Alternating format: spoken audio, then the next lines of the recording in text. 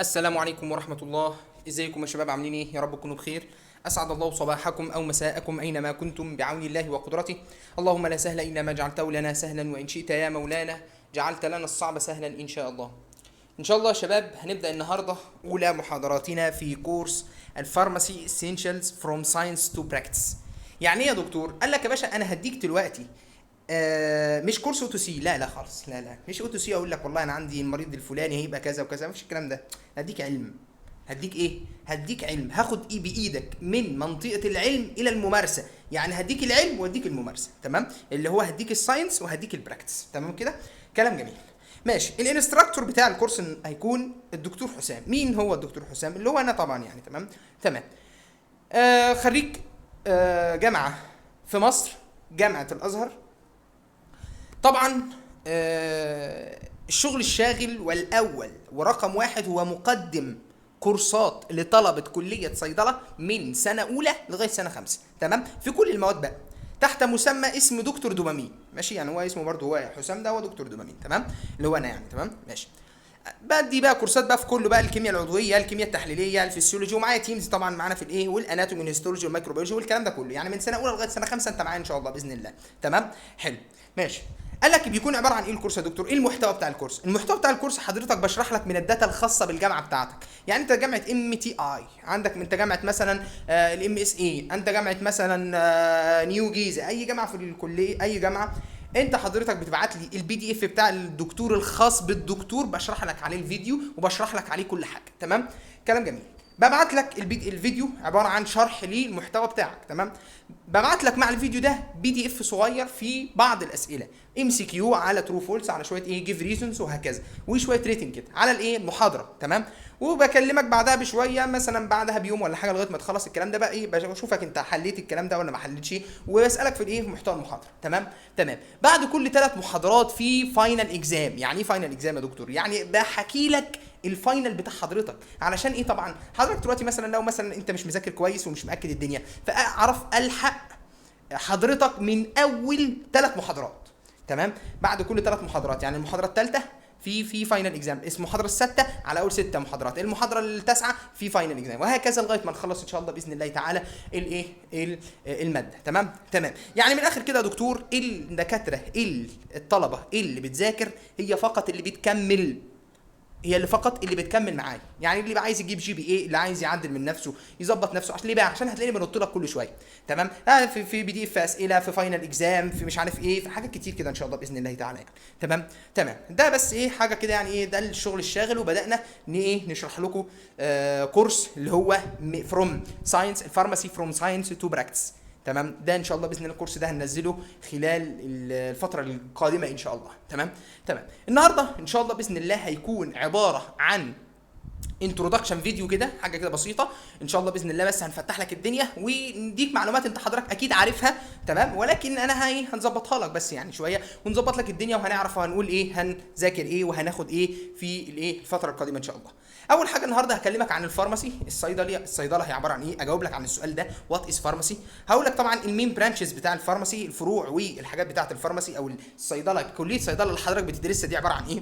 هديك الدراج لايف سايكل من اول ما الفكره الايديا بتاعته لغايه ما حضرتك بايه بتديه للمريض من ايه من الصيدليه از برودكت. طبعا هكلمك عن الرول بتاع الفارماسيست، ايه دور حضرتك في المجتمع، ايه يعني حضرتك لازم أن يكون معاك ايه علشان تكون ايه تعرف دورك في المجتمع، علشان تعرف بالظبط هتعمل ايه، ولازم حضرتك تطور من نفسك، تمام؟ وعلشان تكون ذو علم وذو قدر، تمام؟ ولكن عشان المشكله اللي احنا يعني بنواجهها كلنا، يقول لك يا دكتور هو الصيدلي في مصر ملهوش ايه اي اهميه. لا خالص، هو حضرتك اللي بتعمل اهميه نفسك. انت لو عندك علم وراجل عارف يعني ايه فارماسي ويعني ايه فارماكولوجي، وتعرف تتكلم، انت الاكسبرت، انت الخبير الاول بالدواء، لا حضرتك معلش في الكلمه انت هتبقى راجل ايه، الاطباء هيخافوا منك. اصل معلش ما حدش يعرف دواء في مصر غير، ما حدش يعرف دواء في العالم غير الفارماسي فقط. الفارماسيست فقط هو اللي يعرف دواء في الدنيا بحالها، تمام؟ ما تقوليش يا دكتور فارماكولوجي والكلام ده، في حاجه اسمها فارماسيوتيكالز يا حبيبي، في حاجه اسمها الصيدلانيات، في حاجه اسمها الميديسنال كيمستري، الحاجات دي كلها بتاثر. وهقول لك ازاي. ممكن مثلا يكون دوايين 2، في دواء يكون بيأثر على الدواء والاثنين في البرودكت. عندنا مثلا اسيتايل سيستين 600 تمام، ده في اسيتايل سيستين يا دكتور، ولكن في معانا مثلا في ايه، في حاجه في الاكسبيانت بتاعته ما ينفعش اديه لمرضى الكلى، ولكن بديله حاجه اسمها ايه، في برودكت تاني كده بديله لمرضى الكبد يا ربي تمام، ده بيكون ما اعرفش فيه اسبارتيت، وده هديك الحاجات دي كلها ان شاء الله باذن الله ايه، مش عايز ايه ابوظ لك الدنيا. فالمشكله او الحاجه الاهم ان حضرتك تكون عارف الرولز بتاعتك، وبالتالي ايه تكون تعمل ديفلوبمنت للمعلومات بتاعتك على اساس ده، علشان تكون حضرتك واثق من نفسك وتعرف تواكب الحياه وتعرف تاخد حقك في المجتمع كفارماسيست. تمام. بعد كده بقى هديك رود ماب كده ان شاء الله هنمشي عليها، هنظبط الدنيا ازاي، برضو ازاي حضرتك من الرود ماب دي تطور من نفسك. اديك شويه سكيلز، واديك مثلا ايه الريال لايف كيسز، هديك اكزامبلز، مثلا هنشوف اكزامبل كده حاله بسيطه كده هنشوفها تمام. طبعا على الكلام اللي احنا هناخده ان شاء الله، وبعد كده في الاخر طبعا في لو في اسئله ولا حاجه هقول لك هنعمل ايه بعد كده. تمام كده تمام. اول حاجه يا شباب النهارده، وات از فارماسي، يعني ايه كلمه فارماسي؟ حد كده يا سلام لو كان الفيديو ده كان اسمه ايه يا ربي، كان كده على ميتنج زون ولا حاجه، كانت هتبقى حاجه نظيفه احسن من كده بكتير. بس يلا الحمد لله، قدر الله هو ما شاء فعل، وان شاء الله باذن الله في المحاضرات السابقه المحاضرات القادمه نبقى نعمل حاجه زي كده ان شاء الله. تمام. اول حاجه دكتور، وات از فارماسي، ايه هي الصيدله؟ ما هي الصيدله؟ تمام. طبعا حد في الدنيا يقول لك يا دكتور ايه، ان كليه صيدله، ان انا بخش كليه صيدله اول يوم بروح ادرس كيمياء عضويه وكيمياء تحليليه وفارماكولوجي ومش عارف ايه، وبعد كده بخلص بروح اشتغل في شركه وبروح ايه اشتغل في ايا كان المجال بتاعي. فهي عباره عن ساينس يا دكتور، علم، بتعلم علم. غلط، هي مش علم بس، امال يا دكتور؟ هي ساينس اند براكتس، هي علم وفن في نفس الوقت، ممارسه. يعني حضرتك بتبقى راجل كده فنان حرفيا. ازاي فنان يا دكتور؟ قال لك فنان والله يا دكتور انت حضرتك بتعمل حاجه اسمها بريبيرنج ميديكيشن، بتحضر الادويه. يعني ايه تحضير الادويه اللي جه في ذهن حضرتك دلوقتي؟ تحضير الادويه حضرتك ان انت بتحضرها في اشكال صيدلانيه، فارماسيوتيكال دوزج فورم. ما عندنا دوزج فورم كتير يا دكتور، في اقراص، في الدواء ممكن تلاقي منه اقراص، دواء منه تلاقي كبسولات، دواء نفس الدواء تلاقي منه شرب، تلاقي منه مرهم، تلاقي منه محاليل ورديه، اي في انفيوجن، اي ام. تمام. طب ليه ده كل ده يا دكتور؟ قال لك لا يا حبيبي، طب ما انا ممكن الدواء اعمل منه اقراص عشان يناسب الناس الكبار، واعمل منه شراب عشان يناسب الاطفال الصغيرين. تمام. واعمل منه محاليل اي في علشان يناسب الناس اللي هم الناس اللي مغمى عليهم مثلا ولا حاجه، اللي هم الانكونشس بيشنت. تمام. فده عباره عن ايه؟ ده عباره عن فن. لكن لو علم، لا انا هقوم عامل يا باشا راس وشكرا على كده. لكن لا، هو عباره عن علم وفن. يبقى اول حاجه ايه؟ بريبيرنج ميديكيشن. تمام. هو علم بيختص بالكلام ده كله، بريبيرنج ميديكيشن. تاني حاجه يا دكتور، بعد ما انا بقى عملت الدواء وصنعته بقى في في هيئه دوزج فورم واقراص وكبسولات وكلام من ده، اعمل ايه بقى؟ قال لك يا باشا تاني حاجه بقى ان حضرتك بتعمل ديسبنسنج ميديكيشن، بتصرف الادويه. هل ده فن؟ هل ده فن بقى؟ هو ده فن بقى. خلي بال حضرتك، يفرق صيدلي عن مساعد كلمه ديسبنسنج ميديكيشن، صرف الادويه. ازاي يا دكتور؟ انت جالك النهارده، انت واقف في الصيدليه النهارده، جالك الروشته مكتوب فيها ادويه. تمام. كانت 3 4 ادويه. المساعد هيقوم عامل ايه؟ تمام، يروح على الحرف مش عارف ايه، الدواء الفلاني هات اكتب صبح وليل مع السلامه. لا، مش الكلام ده غلط. الكلام ده الكلام ده غلط. انت لو حضرتك متعلم، انا خلي بالك في صيادله في مصر زي المساعدين ويمكن اقل من المساعد كمان. شوف ليه؟ علشان ما اشتغلش على نفسه. علشان ما اشتغلش على نفسه، ما اتعلمش. تمام. لا، هو قال لك يا باشا انا صيدلي خلاص فانا فرحان بالكارنيه وشكرا. لا، انت كده عبيط يا ابني. انت كده عبيط. لازم يكون عندك علم، لازم تطور من نفسك كل شويه، لازم يحصل في حاجه اسمها education على طول، لازم انت في مرحله تعلم. قال له مع مع المحبرة حتى المقبرة، لازم نتعلم على طول. احنا أمة اقرأ. أول كلمة نزلت في القرآن اقرأ باسم ربك الذي خلق. فنحن مأمورون بالقراءة وبالكتابة أيضا، وهذه هي سبل التعليم. تمام. ربنا أقسم بالقلم، ولولا أن القلم عظيم ما أقسم الله به. قال لك نون والقلم وما يسطرون. تمام. ولو لم يكن الكتابة دي طبعا دي أسلوب من أساليب التعلم، ولو لم يكن هذا عظيم ما جعل الملكين اللذان يكتبان كل ما يفعله الإنسان. اللي بيدونوا دول قال لك كراما كاتبين ورسلنا لديهم يكتبون. بيكتب يا باشا، دون. تمام. فلازم حضرتك تكون في في تعليم لغايه ما تموت. تمام. مفيش حد بيوصل وفوق كل ذي علم عليم. فانت على طول في تعلم الى لغايه ما تموت. تمام. لكن وقفت يا باشا، لا شكرا، وقفت خلاص بقى، يبقى انت كده خلاص يعني ايه، هيداس على وشك. تمام، هيداس على وشك حرفيا يعني، ما بتفكرش يعني. تمام، ولكن ماشي، خلينا في اللي احنا فيه. يبقى بريبيرنج الايه بعد كده، ديسبنسنج الادويه. طبعا الفرق بين بينك وبين المساعد ان حضرتك بتصرف ازاي بقى. انت بيجي لك الروشته بتشوف فيها الايه، الادويه، هل الدواء ده مثلا مين المريض، واحد كبير مثلا سنه كبير ولا سنه صغير ولا ايه بالظبط. تمام. طب هل ايه الفرق يا دكتور يا باشا؟ ما هو لو واحد سنه كبير، واحد طفل مثلا صغير، تمام، ايه الفرق؟ او واحده اللي مثلا حامل ولا لا، هل الادويه المكتوبه دي او الدوسج فورم، الشكل الصيدلاني اللي هو اقراص وكبسولات وشراب تناسب المريض ولا ما تناسبوش. تمام. تاني حاجه يا دكتور مثلا اشوف هل الست مثلا دي حامل ولا ست عاديه ولا ايه بالظبط. ليه يا دكتور؟ ما في ادويه تنفعش مع الحمل يا حبيبي، وادويه تنفع مع الحمل، ممكن يكون الدكتور مثلا نسي. تمام. اتاكد يا دكتور، اشوف هل في دواء بيعارض التاني ولا حاجه اسمها دراج انتر اكشن. وطبعا ههريك من الكلام ده، هقول لك من الكلام ده كتير، ما تقلقش. تمام، حلو. اتاكد من الجرعه، هل الدكتور مثلا كاتب الجرعه جرعه كويسه، او الجرعه المناسبه، او الجرعه الصحيحه ولا لا. تمام. اشوف المريض اللي عندي ده، هل المريض ده مثلا عنده كلى، عنده ضغط، عنده سكر، عنده معرفش ايه. تمام، عشان اتاكد هل الادويه دي مثلا ممكن تكون بتاثر مثلا على الكلى والدكتور ما نسي مثلا. تمام. فلازم كل الحاجات دي كلها، ده اسمه ايه؟ اسمه فن الديسبنسنج، اسمه ذا ارت اوف ديسبنسنج. اسمه ايه؟ يبقى عرفت ازاي؟ يبقى كل ده يا دكتور مطالب منك. فمعلش انت مش هتعرف تعمل كل الحاجات دي الا وانت متعلم. تمام، حلو. ده تاني حاجه بيختص بيها. تالت حاجه بيختص بيها المونيتورنج ميديكيشن يوز، وانا جايب لك حاجه جميله جدا في المونيتورنج، هناخدها كمان شويه. يبقى مراقبه استخدام الدواء. يعني ايه يا دكتور؟ يعني حضرتك دلوقتي بعد ما اديت للمريض الروشته ومشي، انت مش وظيفتك مش بتقف عند كده، لا، ده انت لازم تتابع المريض. عندنا حاجه اسمها فارماكو فيجيلانس، لسه برانش كده يعني، اللي هي مراقبه الادويه او مراقبه الجوده، لسه طالع في السوق جديد. فحضرتك انت مسؤول عن مراقبه الجوده. ان ايه مراقبه الجوده؟ ان تشوف المريض دلوقتي بياخد الايه، بياخد الدواء، هل المريض اتحسن ولا ما اتحسنش؟ هل مثلا الدواء اللي خده ده الكفاءه بتاعته كويسه، يعني المريض بيتحسن ولا لا، ولا زي ما هو بياخد زي ما بياخدش؟ هل مثلا المريض ظهر عليه اعراض جانبيه ولا ايه بالظبط؟ تشوف التدخلات الدوائيه ما بين يعني مثلا واحد مثلا بياخد ايه دواء ضغط وبياخد مثلا معاه مسكن، تشوف هل في اي تعارض ما بينهم ولا لا. الكلام ده بسميه ايه؟ مونيتورنج ميديكيشن يوز، انك حضرتك بتعمل مونيتورنج للمريض، بتراقب المريض. يبقى انا اختصارا كده الكلام ده كله اصلا يعني الحاجات دي كلها لسه الصيدله بتختص بيها يا دكتور، عشان الالتيميت جول او الهدف النهائي للصيدله او الصيدلي هو تحقيق النتائج العلاجيه المثلى. يعني حضرتك تخلي الدواء بتاعك او الثيرابيوتيك اوت كام بتاعك، اللي هو دلوقتي انا اديت المريض دواء، فلازم الدواء ده يكون فعال 100%. تمام، ده بسميه الاوت كام او الثيرابيوتيك اوت كام. حلو. طب تمام كده يا دكتور. يبقى انا دلوقتي الثيرابيوتيك اوت كام ان انا صنعت دواء اديته للمريض. تمام، المريض اتعالج. حلو الكلام، حلو. خلي بال حضرتك، انا الهدف بتاعي من حاجتين مش حاجه واحده. اول حاجه ان المريض يتعالج، تاني حاجه ان المريض يا حبيبي انشورنج البيشنت سيفتي، ان انا اتاكد من ضمان سلامه المريض. طب ما انا هقول لك حاجه، انا عندي مثلا دواء ادويه الكيموثيرابي اللي هي الادويه بتاع السرطان، انا بدي للمريض ما بيتعالج بس معلش في حاجات تانية بتحصل له، فلازم ايه اظبط حاجتين اتنين.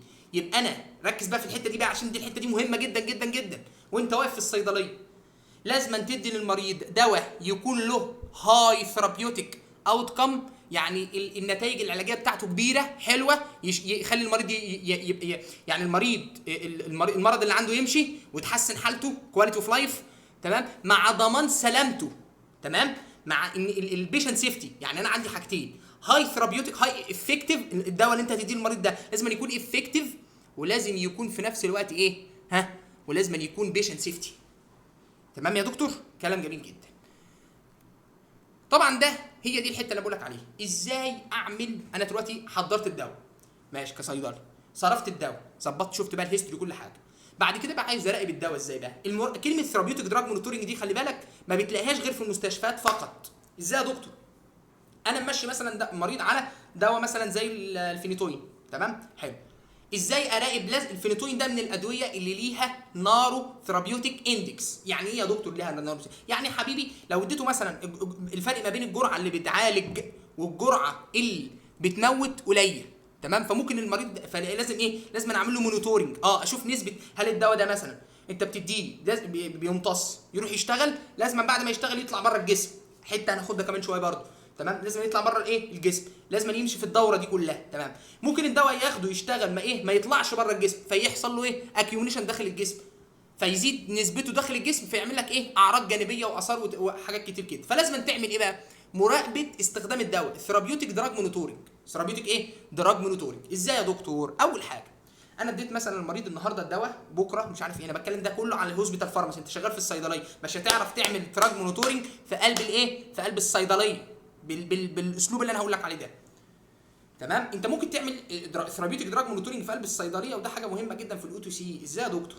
يعني مثلا انت مثلا النهارده جالك سته مثلا النهارده بتقول لك يا دكتور والله الواد ابني ده اهو عنده برد وما اعرفش ايه وانت اديته ادويه، تبقى واد بطل بقى وتقول لها ايه خدي الادويه دي وبعد 3 ايام تعليلي. ليه بقى يا باشا؟ تضمن الامباثي، العاطفه ما بينك وما بين الايه وما بين المريض. يبقى انت دلوقتي انت ايه بتقول لها بمعنى اصح انا اهم حاجه عندي سلامه المريض، مش اهم حاجه عندي انك تشتري الدواء وتمشي. فلازم انت ايه تعمل مونيتورنج يا حبيبي، دي اسمها مونيتورنج. تمام، فانت تديها الدواء وتقول لها ايه بعد 3 ايام يبقى عنده عليا. تمام، وبعد 3 ايام تشوف الاعراض مشيت ولا ما مشيتش، ظبطت ولا ما ظبطتش، في اثار جانبيه ظهرت على الولد ولا لا، وهكذا. تمام، عشان تبقى واد ايه تبقى كده تبقى فنان يالا من الاخر كده. تمام، حلو. المهم ايه كلمه ثيرابيوتيك دراج مونيتورنج؟ ازاي اعمل مراقبه ايه مراقبه استخدام الدواء؟ قال لك يا دكتور اول حاجه هتروح على المريض تاخد منه عينه دم. عينه ايه عينه دم. تمام، سامبل كوليكشن باي ايه باي هيلث بروفيشنال، هم ايه اللي هم بقى الناس بتوع التمريض، ياخد عينه دم. تاخد العينه الدم دي تعمل لها اناليسيس، تحلل عن عينه الدم، تشوف فيها كميه الدرج اللي موجوده في قلب الدم قد ايه. تمام، وكل دواء طبعا له نسبه معينه حافظينها، الناس بتبقى حافظانها وهنديها لك ان شاء الله في اثناء الكورس. بيبقى كل دواء بيبقى له ايه نسبه معينه لايه في قلب الدم، لو زاد عنها يبقى لازم تغير العلاج او ايه او توقفه او تعمل الحاجات اللي ساعتها هنعملها يعني. تمام، لقيت يا باشا بعد كده بتعمل انتربريتيشن اند كلينيكال جادجمنت. ازاي بقى؟ يعني يا دكتور يعني دلوقتي شفت مثلا النسبه بتاعت الموجوده في قلب الدم لقيتها عاليه، لا يبقى تشوف بقى تشوف ايه المشكله، ايه اللي حصل، هو ما بيخرجش من الدم ليه، وبعد كده ايه تشوف الدنيا وتظبط. طب تمام ما بيخرجش، يبقى لازم اقلل بقى الجرعه بتاعتي بقى، اعمل دوز ادجستمنت. تمام، يبقى ده كلمه ايه ثيرابيوتيك دراج مونيتورنج. ماشي يا دكتور، كلام جميل جدا. بعد كده بقى يا دكتور نخش على حاجه ثانيه او سؤال ثاني.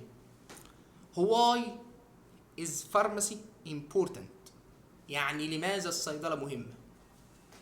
ايوه يا دكتور انت عمال تقول لي بقى انا همارس ومش عارف ايه واعمل وحاجات كتير كده. ليه بقى الصيدله مهمه؟ يعني ليه موجود اصلا فارماسيست؟ ليه موجود كليات صيدله في الدنيا دي والكلام ده؟ قال لك اول حاجه يا دكتور، الكلمه دي مهمه جدا. يا سلام، الكلمه دي حلوه قوي، عجباني قوي وانا بحطها والله.